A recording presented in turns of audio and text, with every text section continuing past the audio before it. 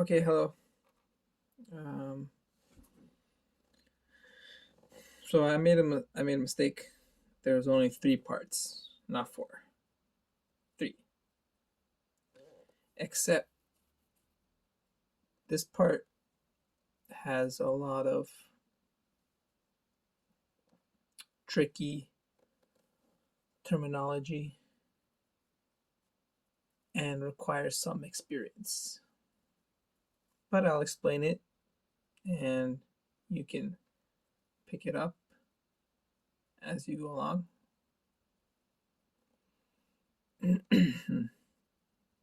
So the second thing I look at is now the specific company, and I look at its fundamentals, which means how cash is flowing in and through the company, what they're doing with their money, where it's going, where it's coming from. And this can all be found on many sites if you just type financials, or if you go to the official filings, and the filings are SEC 10K, 10Q forms, which basically have three statements on them. And that's the balance sheet, the income statement, and the cash flow statement. And what these do is they're made by accountants within the firm who summarize how the company spent its money and where it got its money from. So the first thing is the top line income, and that's known as revenue. That's given in the income statement. So if we go to the income statement, the top line will be revenue. I have here written gross profit. So already we're going a level deduced from revenue, because gross profit is revenue minus cost of goods, I believe.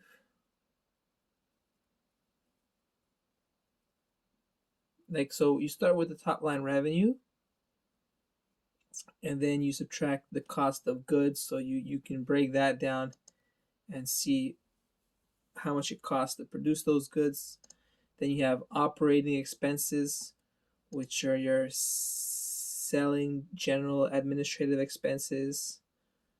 So those are more expenses which you spent to generate that revenue in the form of your products and running your business. Then you have taxes, which takes money away. Again, it can give you money in certain situations, so that'll also be given in the income statements. And then you get to net income, which is the net amount of money you get from your revenue, which can be very different from how much revenue you have. So this is important because revenue is very important. Revenue alone can justify a stock price like pattern. What I mean by that is, if all else of the company is not very well, it has a lot of expenses, it has a lot of debt, it has a high valuation, has a very high stock price, but people like it because it's a growing company, it's growing revenue. They can fix all the other problems in time, step by step, slowly, because they have a catchy business model that is generating revenue. It can't be like a completely like underselling, undercutting its products and whatever, and just be a poor company. But there's big companies that have the only thing they have going for them really is revenue. So sometimes you'll come to a decision where you're picking a stock and you see all the rest of your metrics are not very attractive, but they have this revenue that's growing, and it what that takes is it takes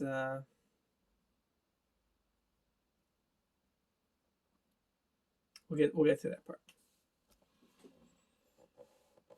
So yeah, what it does, it takes a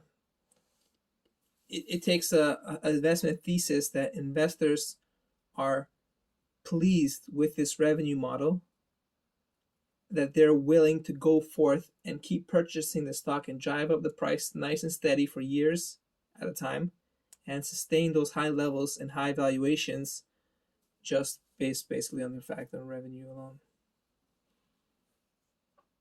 So that's an important factor. What you would like to see is always revenue is growing fairly consistently.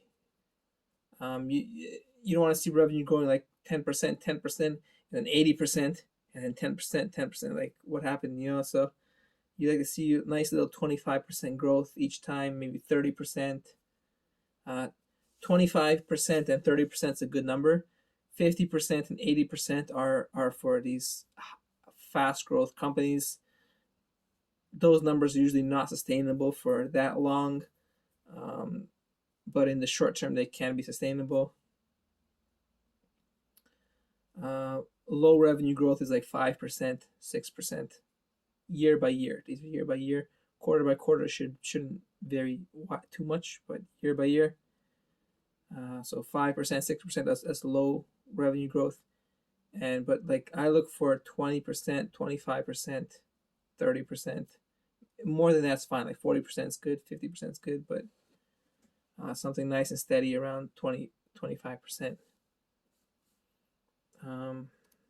Anyways, then you have the net income, which check how much it varies from the revenue. So and compare it to other companies, other competitors. I was just running an analysis recently, and I had revenue the same for both companies, but one company was retaining 80% of its revenue in its income, operating income, net income, and the other company was retaining 20% of its revenue in net income, operating income. So that's the income statement. You have your revenue, your net income, and your cost, your expenses to get from your revenue to how much money you keep in your net income. And you want it nice and growing. You want big numbers. You don't want negative numbers, like net income negative. Although that can be justified by other areas of the fundamentals of the business model and practice. Other areas can justify for having negative net income.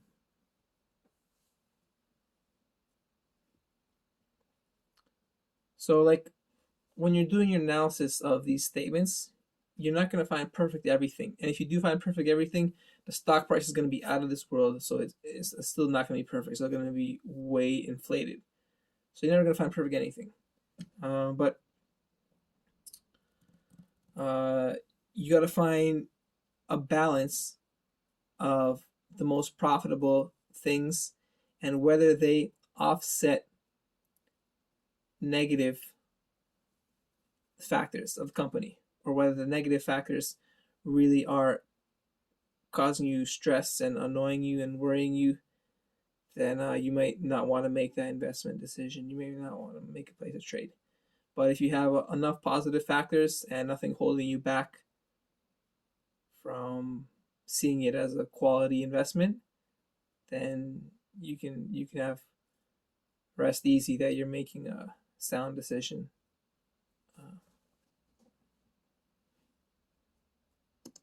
So next we have the balance sheet.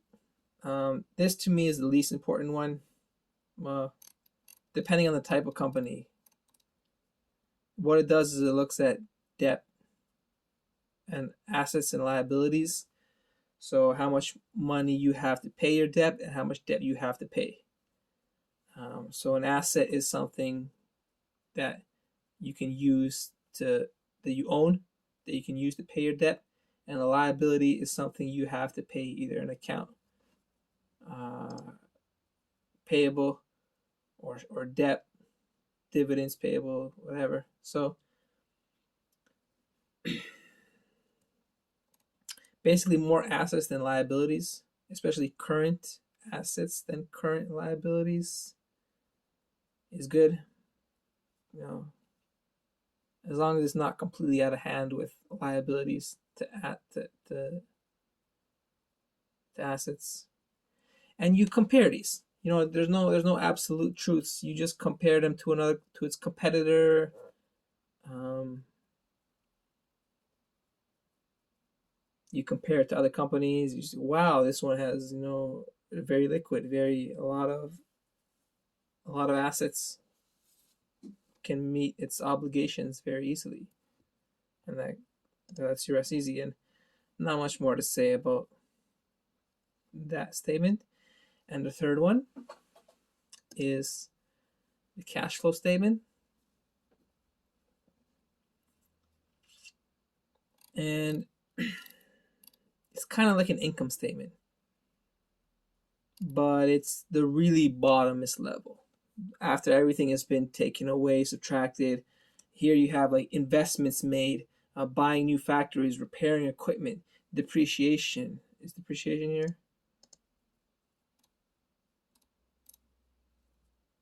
Changes in working capital. Yeah, you have depreciation. So this is the really bottomest level, and what you're looking at for is what I look at for is cash from operating activities. That's how much you're making from actually running your business. And so this, when you have negative net income, so negative like earnings, like after you had revenue, then you had negative income, but you had positive cash flow from operations.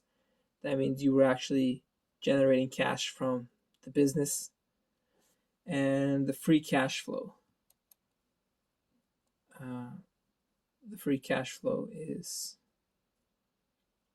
the final bottom line. Like after all everything is the company bringing in cash. How much cash is physically changing year by year, quarter by quarter. And so again, same thing with the revenue model. You want to see nice growing numbers, consistent and steady, right? So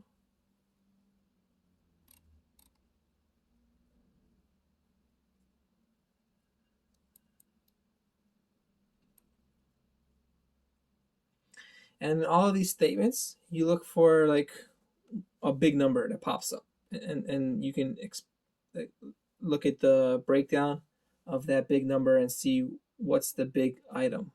Taxes, one-time expense. Like, what was that one-time expense? That you're not going to find out, but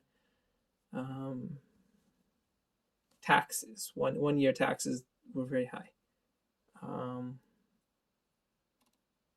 One year they bought a bunch of new factories and had a lot of capital expenditure. So that's a good expense. They're investing into their business. So one year, boom, they had a lot of investments into themselves.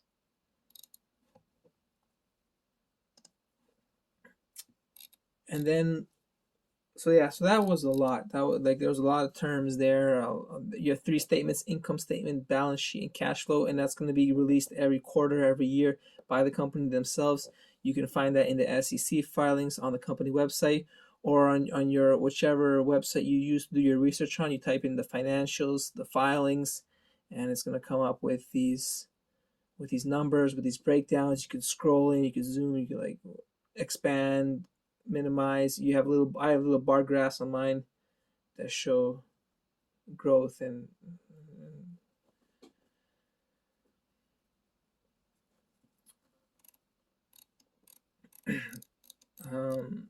so yeah, it's a difficult one, the fundamental analysis, but it gives you peace to know, is the company profitable, how much money is it making, how much, how it's spending its money, and gives you a little more confidence in um, the the quality of the company, and you compare it to other companies, and you find the one that gives you the most comfort. And then you have the ratios. So these are going to be on any on not they're not going to be given in the SEC filings, but they're going to be given on other websites. I have it on mine, and what I'm using is TradingView. Uh, so I don't know which one you want to use, but currently that's the one I use to do some of my research. And when I click financials, it shows me these statistics, they call them, under a tab. And under there, I can see the market capitalization, which is the size of the company on the stock market, like how much the value of the entire stock. And then I have my ratios. So you've probably heard of price to earnings ratio, but there's more. There's price to sales ratio, price to cash flow ratio, or free cash flow ratio, price to book ratio, enterprise value to EBITDA ratio. So these are all ratios. What I like to look at here is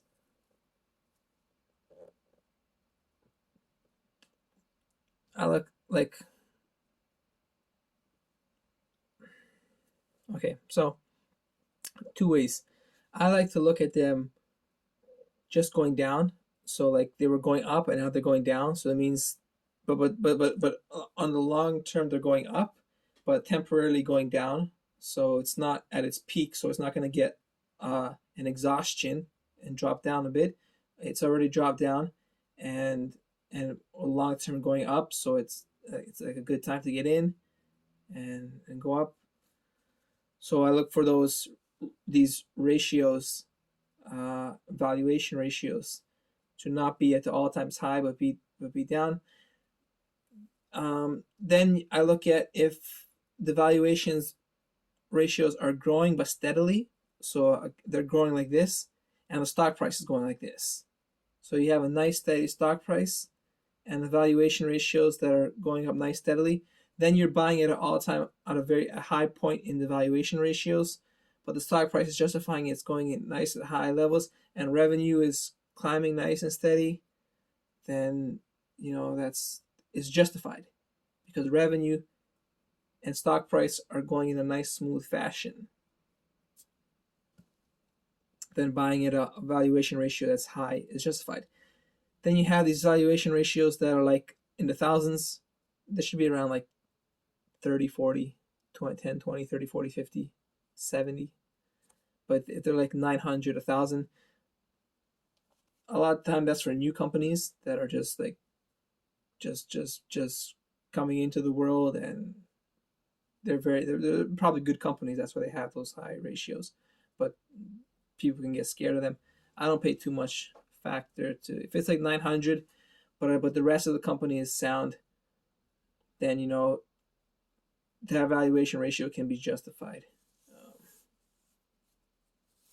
There's great investment experts that say don't pay too much attention to the ratio because the ratio could be 10 times what it's worth today in the future. So it keeps going up and up because the company is worth more and more and more and more valuable. So don't get too bogged down by a high valuation ratio because in 10 years it could be worth even more. So, but that becomes true if all the other pieces of the puzzle connect. So you did your analysis on all other areas, and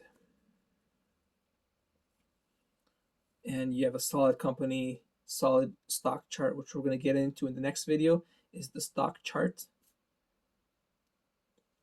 And so I look for like different. It's not that complicated.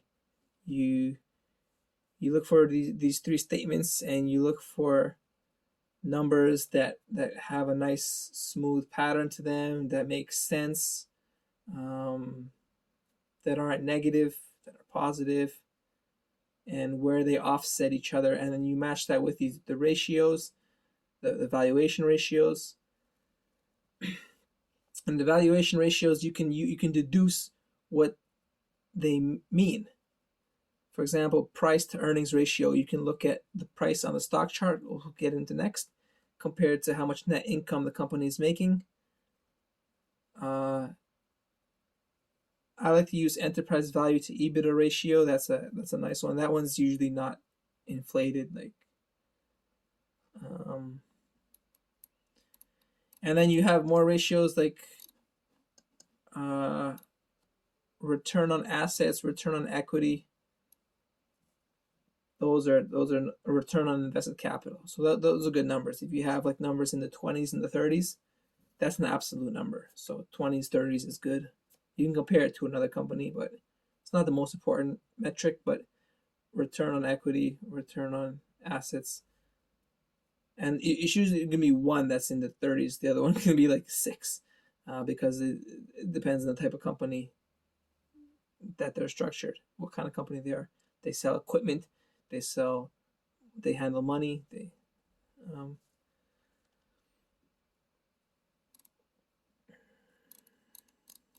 okay, so thank you for watching this video, and we'll get into the third video of my investment series.